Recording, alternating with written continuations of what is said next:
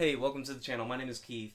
So what I want to show you here real quick is something that I kind of gleaned off of Jimi Hendrix while he was doing his live at Woodstock video. The song is called Woodstock Improvisation, and in that song he does a lot of kind of Spanish style sounding techniques and whatnot, and I love the hell out of that.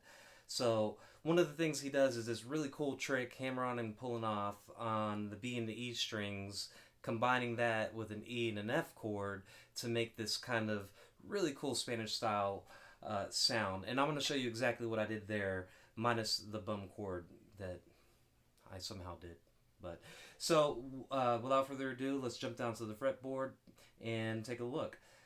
So we're going to start off basically on the first fret and the third fret of the B and E strings respectively, and it's going to involve a lot of the hammer on and pull offs. You shouldn't, to practice this, you shouldn't need your strumming hand.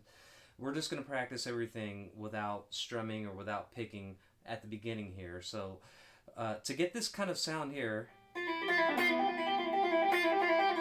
that involves the hammering on, pulling off on the one string. So we're going to start off with keeping that index finger anchored on. For now, we're going to keep it anchored on the first fret and just do a basic hammer on, pull off on the third fret. And this will kind of get you started down the road, that first piece, to kind of fill in the whole sequence that we're about to do. So the way to practice that would be just to hammer on straight from the first fret to the third fret.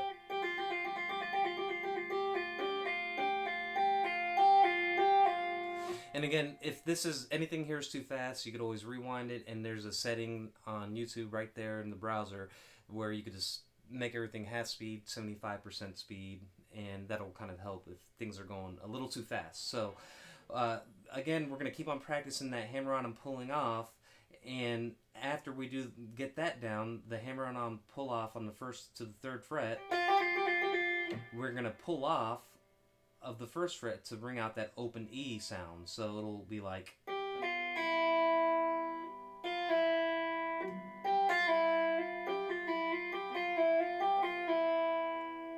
and if you speed that up, we'll get something like this.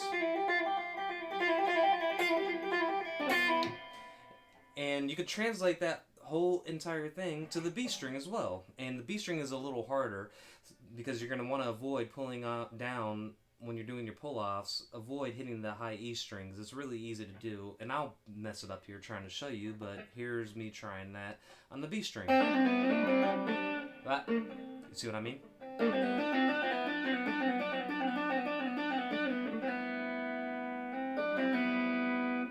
And if you get an inadvertent ring of the E string, it's not the end of the world.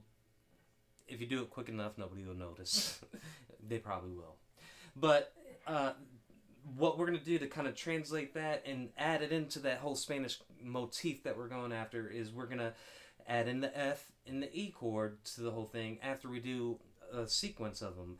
And the best and easiest way I could describe that, if you want to add the E chord, we're going to leave everything open after the hammer on and pull offs, and then finger that E chord.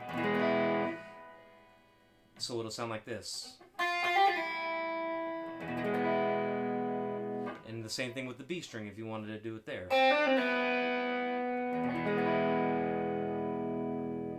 Conversely, when we want to go to the F chord, we are going to, instead of leaving the open E or B ringing, we're going to keep it down on that first fret to get the F sound here, the F note here rather, before we hit the F chord. So to show that, to illustrate that, we'll run down that first little riff and then keep it anchored down there and then finger that F chord. Same thing with the B string.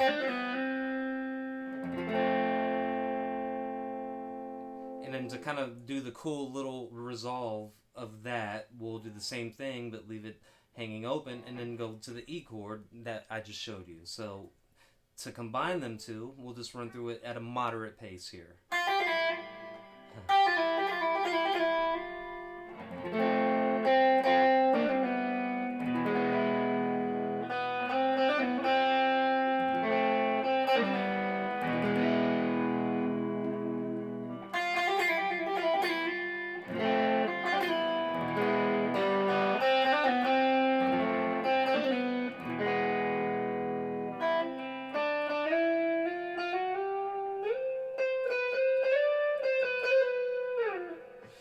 if you wanted to riff around on that, it's just major scale and major pentatonic on the E or the F. But yeah, I hope that helped. So let's just run through it real quick, mistakes and all, and see how it kind of sounds all put together. Let's just put that all together and see how it sounds together.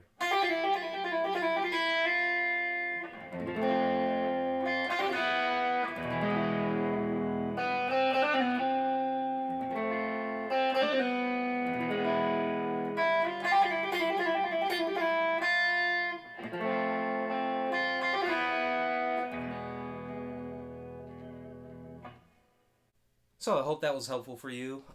I thought it was a pretty cool technique, something quick that I could throw down there. I play this all the time. You could even do it on the acoustic guitar. It's fun to do it there too. As a matter of fact, the reason I made this video is because of my last video, which you should probably watch as well, the 5 essential tools that you need for an acoustic guitar for a beginner. I started off on that, so give that a watch to get an example there. And yeah, it's just a fun little thing to do. If you like what you saw here, please subscribe. That really helps me out. Like the video and share it if you can. And we will see you next time. Awkward.